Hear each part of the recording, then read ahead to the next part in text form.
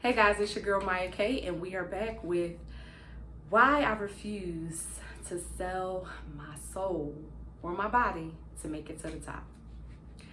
So again, as you guys know, I'm working on my memoir and I am sharing some practical tips for young girls between 16 and 24 and young women, how to pursue destiny without compromising your soul, regardless of the industry you're in. But this is particularly geared towards young women who are interested in a career in entertainment.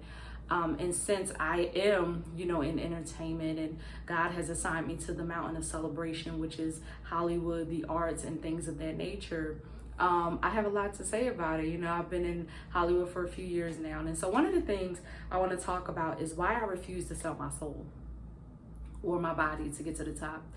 The one thing that stands out to me is, when you lay on your back to get something, you're going to have to lay on your back to keep it.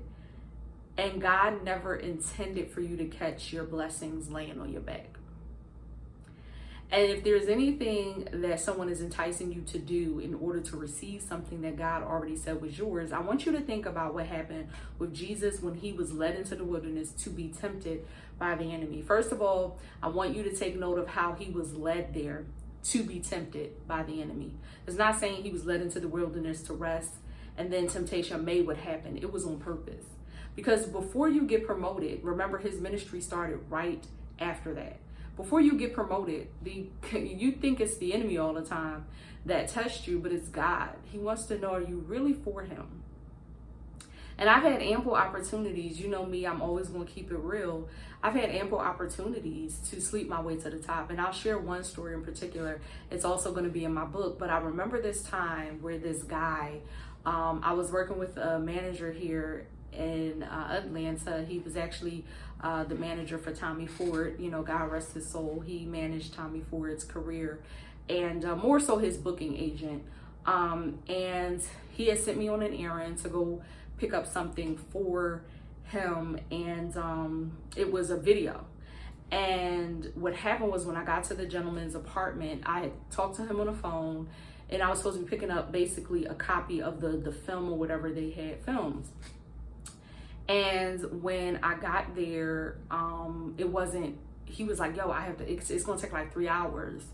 And so I thought I was just running in to get it and then keeping it moving.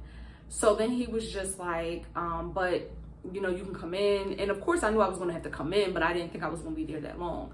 So in coming in, he basically was like, yo, we can order some food, my treat, I ordered some pizza, whatever. And so he did. So then he starts showing me while he's transferring this large file to this external drive that he gave me. It took several hours. Like, he wasn't lying about that. It took hours. And so he was a videographer. He also worked full time for the city. So we were talking about how I was struggling to find work, and he was like, I already know what your problem is. You're not doing certain things with your resume. And then I said, I could show you right now that I already did that a million times. And he actually worked in the HR department for the city of Atlanta. And so we were just talking. First it was regular. Then it got to the point, and this is what I learned. So I'm going to give you some practical tips. This is what I learned about being careful what you say, because even if you don't mean anything by it, men can read wrong and they can think it's the invitation. So I was not flirting with him. I didn't say anything crazy. I think I even was talking about the guy that I was talking to at the time, who, I was talking to. He was back home in Philly. I think I was even talking about him. So he all of a sudden, he shows me first on video this new home he was buying to make film. So I was excited because I was like, oh, this is a divine connection. This is how the enemy gets you. This is a divine connection. This man got his own equipment. I already seen some of his work because I'm here picking up something for, someone else. And he literally has this home that he purchased in Atlanta. It was so big, and it was the right type of home that you would use to, you could have different scenes for different short films or even a whole movie. So I'm excited. I'm thinking this is the divine connection. And somehow I forgot why I brought it up, but I think we were talking about, I had did the Bessie movie, and I think we were just talking about something that had to do with clothes. And I said, yeah, because I'm kind of busty, and a lot of times I have to get certain shirts. And I guess he took that as an invitation. And so, long and short, before I left, he started kind of saying, listen, I'll take care of you. You know what I mean? If you allow me to, take care of you. All you got to do is this in exchange. And he was serious. And he propositioned me, and I was just like, now here's the thing. My car note was past due. And I'm not going to sit here and lie to you guys as if it didn't sound good. The problem was he wasn't attractive. So I wasn't attracted to him. And I thank God he wasn't, because I think it made it easier for me to say, no, this is 10 years ago. So I'm not going to sit here and lie and say if he was handsome, that I'm not going to say I would have done it. I don't know what I would have done. I'm being honest with you, because I was really going through a lot financially. And he knew that, because I asked him for help with getting a job in the city of Atlanta. So he took advantage of that. I didn't say anything so crazy. I just said I'm a little busty. And I wasn't saying it in a sexual way. I was saying it in a way that spoke to whatever we were speaking of in regards to like film and costuming and things like that. And so when I was leaving, I remember him saying something, and it wasn't even dark. It wasn't like I was there till 2 a.m. I think I went by there around 5 and I left around like 8:30, 9 o'clock. It was still light out though.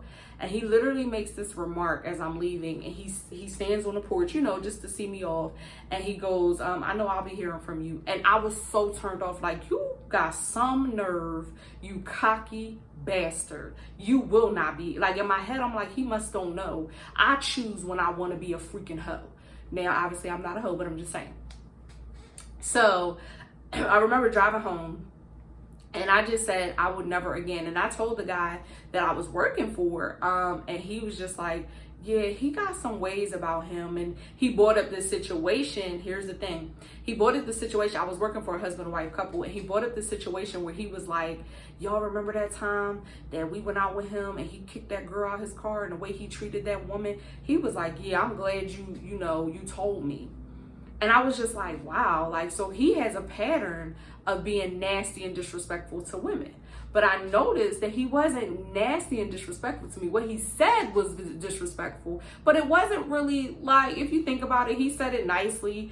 He could feel my Philly energy. He would have never, like, however he talked to that woman, he would have never talked to me like that. But it also could have been the charm and the deception. So here's the thing. God already had a plan for the money I needed for my car. He already had the provision. Just like with the enemy promising God all of these things that God had already told him he would have, and he was trying to get him to compromise so that he could give it to him. It's the same thing. Your provision, whatever it is you want, is already laid up. But if you take the shortcut, God will not meet you there. He can't protect what he did not ordain. And so I was proud of myself, but I also said, Maya, you spent way too long at his house. Because the minute he said that, I was still there waiting for the foul hour. I should have called my boss, and I should have said, you could pick this up yourself, because he's up here propositioning me and I don't appreciate it. Sexual harassment. That's basically what it was. And also, the enemy was like, but look, you can have all your films done. You don't have to worry about waiting for Hollywood to say yes. You got a man who got all the equipment and all of this. He gonna pay your bills. And I was just like, I'm over it. So I said it to say, as I wrap this up, just remember that when you're led into temptation, it's not always the enemy. So number one, when you think about it, don't put yourself in situations. This is why the Me Too movement for some people was like, okay, we get it, but these women wanted the part bad, and not all of them, but some of them wanted the part bad enough that they agreed to go to the room. We can't put it all on the men. And so I encourage you, I'm not victim blaming, I'm just covering all my bases, because I know that I was about to say yes before. So what I'm saying is, I'm talking about the women who choose to go up to the room, who choose to do certain things. I'm telling you, don't do it. Don't do it. It's an illusion. Do not sell your soul for a portion of the blessing, because no matter what that person promises you, it'll never be the Ephesians 3:20 that God can give you. It will always be very small. You know why? Because the enemy he's always a counterfeit. He's always going to send a counterfeit blessing. It's never going to be the fullness of what God can do for you. So don't do it. So number one, be mindful of what you say around men. You might say something just like, oh yeah, because I've always been a little thick all my life. And you're right, that shouldn't be taken out of context, but be mindful of what you say. Try to eliminate making references to any part of your body, even just saying I'm overweight, you know, because a man could be like, girl, you look good, I like that thickness, you know what I'm saying? And it sucks that you have to be that tedious, but just be mindful, okay? So number one, just be mindful of how you engage. When you're there for business, I was there for business. Once he went there, I should have called my boss and I should have left, okay? So I put that part on me, you know what I mean? Because what if he had like grabbed me and put me up against the wall and just took it on his own? You know, that was a really dangerous situation. I had never met this man before. And some people would even say, why would your boss send you to a man's place to pick something up? But I don't know if my boss, one thing I appreciate, and this is why I know I was protected, is because I kept checking in with my boss. So he wasn't going to do anything without my permission. That was why he asked and he propositioned. Because I know for a fact he probably was scared of my boss. Like my boss was a real big man. So that's number one. Number two, you know, don't for a second ever put yourself in any position or allow someone else to put you in a position where you feel uncomfortable, even if it's just, it may not even be with a man. It could be women you're sitting around and they're cackling about, oh, yeah, I slept with him and I'm gonna get that part. Here you are doing all this hard work. Sometimes the enemy will have you around these people, so he won't put you around the man that will pull you in. He'll put you around the women that'll make you feel like you have to be pulled in. So just be mindful of your interactions with people, period. But I would say that's number two, because sometimes we don't think about the women, but think about it. Sex trafficking and human trafficking is like literally the number one, especially here in Atlanta, it is the number one like crime here. And people aren't getting picked up by men, they're getting picked up by women. So be mindful of all your company that you keep as you pursue a career in entertainment. And lastly, I would just say to guard your heart. The word of God says this in Proverbs, guard your heart, for out of it flows all issues of life. That means every area of your life, the enemy is watching. And you want to guard your heart, guard who you follow, guard what you follow. If you hear of a man who has a way with women and he's rude and disrespectful, just because he never disrespected you, that don't mean you follow him on social media. Guard your heart, because anytime you have your heart open to a portal where the enemy can slip in, he can easily contaminate your heart. And you don't want that to go there. So I even recommend, this is why when people say it's okay to follow celebrities that show their bodies, you know, I'm talking about, you know, women who maybe they're not a celebrity, but they're an IG celebrity. Listen, what you follow, who you follow, and what you like and you agree with. And so when you're following, saying, oh, it's not wrong, they just getting their money. Once you have that mindset, every time you follow someone with that mindset, it's a seed. And then that seed is being watered. And eventually it will reap a harvest in your mind. And it'll make you think that that's what you have to do. And so I encourage you, even if you're already in the business, one of the other tips I would give is to always take a man with you to meetings with men, especially men you've never met, particularly if his assistant isn't going to be there. And don't go to a home. I get it. Hollywood is very fluid, meaning like we can meet in a coffee shop or we can meet at the restaurant in the hotel. But I feel like you have to be just as responsible as a woman. Gammy said this on the Red Table Talk one time. She was like, no, she knew what she was doing, and the young lady was sitting right there. And some people would say she was victim blaming. That's not what it is. We are holding ourselves accountable as well. And so I would encourage you to always keep a man with you.